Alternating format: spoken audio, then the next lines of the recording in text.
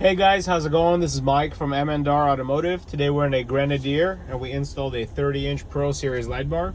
I want to show you exactly how much light you get with this product. These are your factory low beams.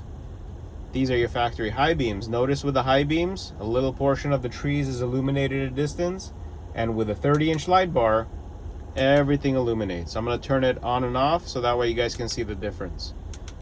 So these are your factory low beams. These are your factory high beams. And this is the 30-inch light bar. Once again, low beams, light bar, high beams, light bar. Makes a huge difference. Take a look at the trees in the back. With the high beams, you can barely see them.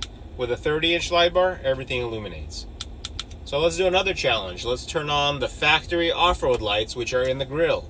So now with the high beams, the factory off-road lights are going to turn on as well.